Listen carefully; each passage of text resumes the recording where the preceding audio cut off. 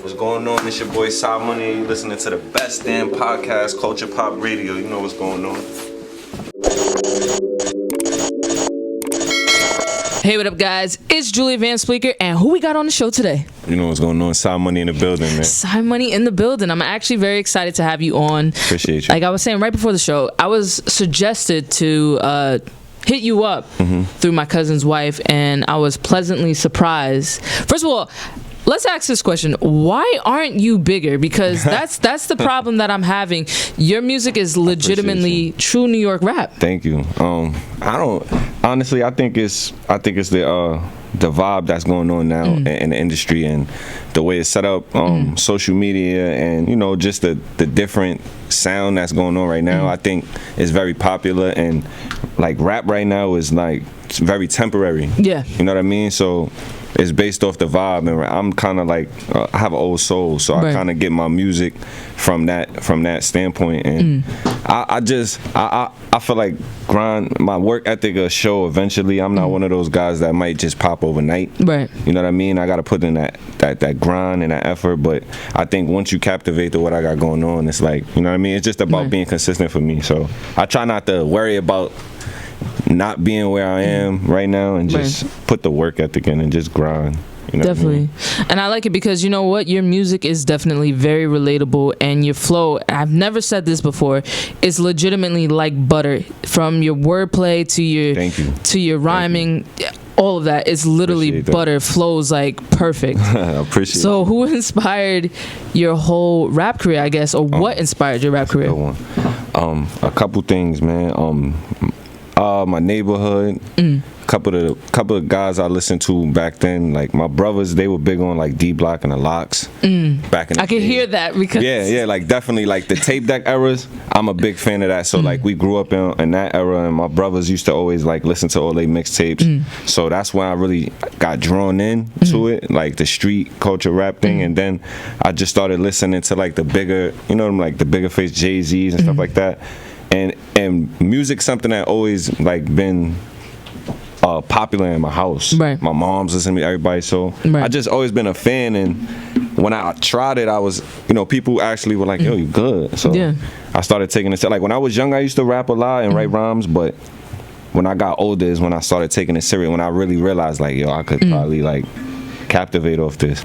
How is it that you were able? I guess at what point did you discover that you were able to like legitimately like come off with your rhymes, like write your? I don't know if you write or you just freestyle. Nah, I definitely write. Because your stuff is like legitimately butter. Like, yeah, I and that's not easy for a lot of people. Yeah, definitely. I beat myself up a lot, so like I'm one of those artists that like I'm not satisfied easy with my lyrics. So like I'll be writing around for 2 weeks just because I wanted to sound a certain way. But like I think I always was good in like language arts. I always was good at telling stories. That was like one of my favorite, like, you know what I mean, classes. So I think that it comes from that a little bit, and it comes from the fact that like I'm like I got kind of like a storytelling vibe, and I talk based off of my experiences. So it's very easy for me to like, you know what I mean, paint that picture because it's like real. Yeah. A lot of the stuff is either what I've seen or what I've went through or what somebody I've been around has been through. So it's not hard, you know what I mean? Right. It's very to the point, right? Absolutely. So let's talk about Master the Art then. Okay. Let's talk about the whole process that you took to get to that finished product. Yeah, Master the Art it wasn't a walk in the park, and that was probably my most serious project this fall. We put it was a lot of money, a lot of time invested, a lot of going back in the studio, even to get the artists on there. Like shout out to Dawn and Own P and Styles P and Dice Peso. Like these are guys that are kind of like considered big right now. Right. So you know what I mean. I had a relationship with Don Q because me and him, we went to high school together. Oh wow, okay. Yeah, so we went to the same high school. So it wasn't so hard, but it was a long process. It was a lot of nights in the studio. I did the whole project in DITC studio. Shout out to DITC studio, Showbiz and AG. And yeah, it was definitely a grind. You know what I mean? I got kids, I got a family, so it's not, you know what I mean? You got. I would have never thought that actually. Yeah, man. I'm married. I got a wife. Oh wow. Yeah, all that, but I don't really demonstrate too much of that on social media and stuff like that. Right. You know what I mean? I keep that more on the private side, but yeah, so just balancing it was very hard, like, but we got it done, man, by the grace of God. And it's I feel like it's a timeless piece. Like I feel like it the is, songs though. on there are like, and I'm not just saying that because it's me, like, you know, I just feel like it's this far, this is like one of my biggest accomplishments. Right. You know what I mean? And it'll stay relevant for the next 10, maybe 20 Hopefully, years. Yeah, definitely. Because it has that sound, like, because I was listening to it on the way here. It has that sound that obviously it's like 20 years ago, but it's still relevant to today. Yeah. I like it. So one thing that I noticed about you, you give me them 2 Chainz demeanor vibes. Like 2 Chainz to me is like probably the most coolest person ever. Yeah. Like I don't know if you ever seen his show on Vice TV, but the dude When is so he talks cool. about like the expensive stuff. Yeah. I seen a few episodes. Yeah, that's my guy. He's cool, and I'm a I like fan. your demeanor. But you sound like Style P's when you rap. How many times has anybody told you that you sound like him? You know what's crazy? Cause shout out to Randy Harper and my man Ant. Those were the guys who initially set up the connection with me and Styles. So like he called me in the studio one day, like out of nowhere, and shit. Like I didn't even know he was gonna call me, and he was like, "Yo, I like your music. You know what I mean? I want to do a song. Like let's do it. Like let's figure it out and let's get it done." So shout out to him. But when I first sent him the track, like when I was recording it and we sent it over, everybody was like, "Yo, we thought that was Styles P." Yeah, like, I couldn't tell the difference between the two. On the first verse, so it was like, ever since then, I don't know. Like before that, I didn't really hear that a lot, that comparison. But after the song, it was like everywhere, like literally on every social media is like you see the comments. They're like, "Yo, this dude sounds like Styles P." Like, so I don't know. Like I think his energy. I think I was just trying to match his energy. I don't think it was me trying to sound like him. I think him being a big influence on why I rap. Kind of, it just brought it out of me, like that aggressiveness, that same energy. And I think that's why people hear the comparison so much, because the energy is like level is like so equal. And he's a legend, obviously. Big legend, big GOAT. You know, when people talk about rap, you're gonna hear Styles P's, Locks, you know, Jada Kiss and everybody. But he is a legend, so I like that, you know, you're going into that path. And I like the song that you guys did together too, because that's a staple for you going forward. Yeah. So let's talk about 63rd, the label. 63rd, the label. I thought it was gonna be 163. Nah. I was like, that ain't no block going on. Nah. So 63rd was like, it was sort of like, that's what we called it from the beginning. It was like before we even was doing music, 63rd was something that we represented. Like, but it's really 163rd Street. But everybody called it 63rd. It was like a little slogan. And then when I started rapping, I kind of wanted to, you know, have like include the neighborhood and what we had going on, because there's a lot of talent where I'm at. It's not just me, you know what I mean? Like everybody might not be grinding or have the drive I got right now, or you might not hear them as much, but it's a lot of good guys over there. So I decided to utilize my neighborhood and trying to kind of like base the music off of that. So that's where that came from. And then, you know, eventually we just started taking it serious, and we just LLC'd it. We got the logo, and it just sounded good. You know what I mean? But now it's crazy because, you know, King Von and the whole 63rd whole, you know what I mean? So it's a little controversial right now. But so I've been considering like changing the name sometimes. But I don't know. I'm not too sure. But it really stems from the neighborhood and just where I come from, and being that we had all these talents brought up, and that's just what I was like. I felt good, so I'm like, all right, we're gonna name it 63rd. Absolutely. Love it. So I know in one of your songs you mentioned not going with today's trends. Would you ever do any sort of drill, or I guess I hate to say it because I know you had a strong stance against it in your lyrics, but doing anything melodic, would you ever consider that down the line? Something drill or melodic? Yeah. Actually, I have 2 drill songs on the tape on the Masters of Art. I got a song called Pop Smoke. It's named after Pop Smoke.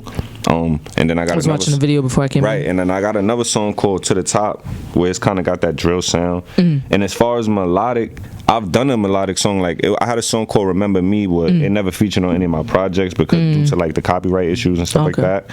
But for promotional use, we had uploaded on YouTube, and it actually, like shockingly, it did really good. Like got like 11,000 like views with no promo, like nothing. Wow. And it's a really good song. So I've tried and ventured off to do it, but I try to stick to my original style, you know what I mean? I don't want to be boxed in, so I'm always willing to, you know what I mean, collaborate and do stuff like that. But right now I'm in a space where I just feel like I gotta build my platform on what I got going on. Like I actually, it's like a fan base for the type of rapper I am. You know what I mean? So I'm trying. And there's a lane for you too. Yeah, right. So I'm trying to cater to that. Okay. A lot. You know what I mean? I like that you stand on that. yeah. I'm trying to cater to that. All right. Loyalty is everything, man. Exactly. So this is my favorite part of the show. It's called 5 Fast Facts. You've got to reveal 5 things about yourself for your fans out there that they don't already know. All right, cool. 5 things. All right.